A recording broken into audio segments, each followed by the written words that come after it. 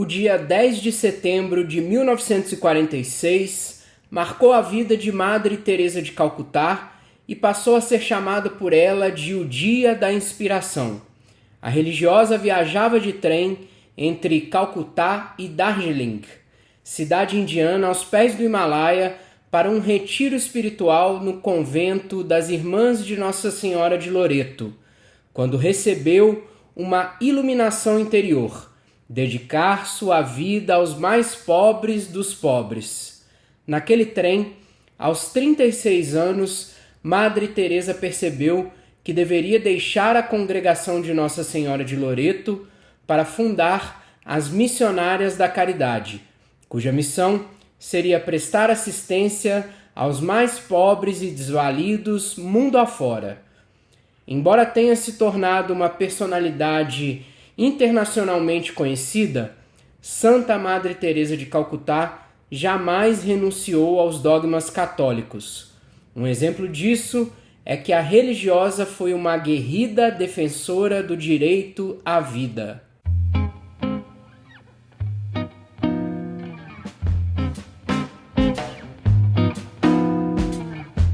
Catolicismo na rotina.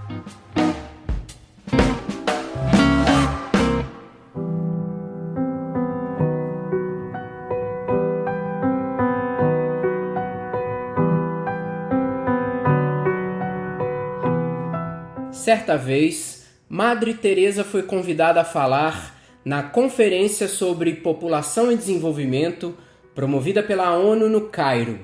Nafis Sadik, médica e secretária-geral da conferência, era uma defensora do controle de natalidade e da descriminalização do aborto. A plateia estava ansiosa e esperava em silêncio para ouvir o discurso da famosa religiosa que se dedicava a servir os miseráveis.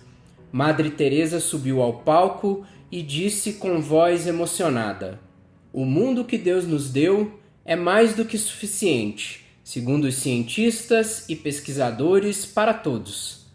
Existe riqueza mais que de sobra para todos. Só é questão de reparti-la bem, sem egoísmo. O aborto pode ser combatido mediante a adoção. Quem não quiser as crianças que vão nascer, que as dê a mim. Não rejeitarei uma só delas. Encontrarei uns pais para elas. Ninguém tem o direito de matar um ser humano que vai nascer. Nem o pai, nem a mãe, nem o Estado, nem o médico. Ninguém. Nunca, jamais, em nenhum caso. Se todo o dinheiro que se gasta para matar fosse gasto em fazer com que as pessoas vivessem, todos os seres humanos vivos e os que vêm ao mundo viveriam muito bem e muito felizes. Um país que permite o aborto é um país muito pobre, porque tem medo de uma criança, e o medo é sempre uma grande pobreza."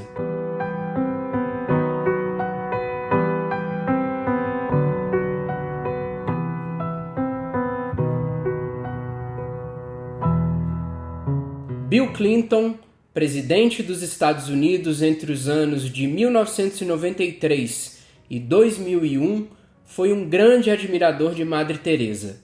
Em seu gabinete presidencial havia uma foto da missionária.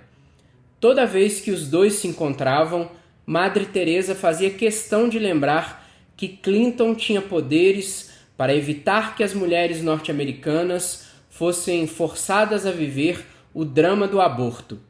Dizia ela ao presidente: "O aborto provocado é uma das minhas maiores cruzes. É a maior barbárie contra a paz do mundo. Porque, se uma mãe é capaz de matar o seu filho, o que pode evitar que nos matemos uns aos outros?"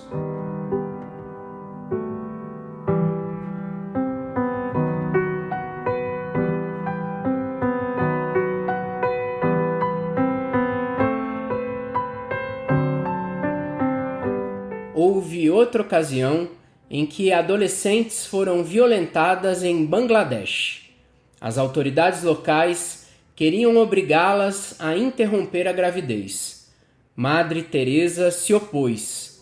em conversa com uma médica que defendia que uma criança não nascida não é um ser humano, perguntou: se a senhora está casada e descobre que está grávida, essa criança é um ser humano ou não? Bem, disse a doutora, isso seria diferente. Estas meninas, respondeu a madre, foram forçadas contra sua vontade. Mas isso que os senhores querem fazer nelas, isso sim é que é uma violação ainda pior e um assassinato. Eu me encarregarei dos bebês quando nascerem. Alguns dos colaboradores de Santa Madre Teresa relataram que ela tinha um álbum repleto de fotos que costumava olhar com ternura e alegria. Eram as crianças com necessidades especiais, os pequenos rejeitados que ela recolheu das ruas e aqueles que ela conseguiu salvar da morte no ventre das mães. Suas palavras eram de pura caridade cristã. Esses ficam comigo. A natureza foi cruel com eles, mas são filhos de Deus e têm tanta necessidade de carinho, são os meus prediletos.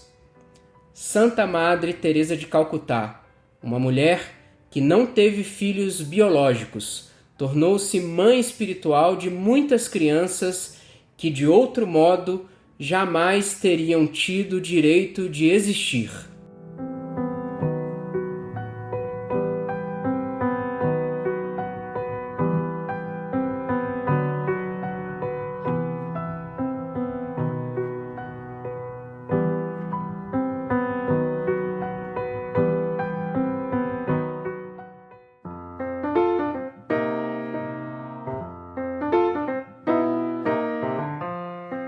Acesse catolicismonarrotina.com.br para mais episódios.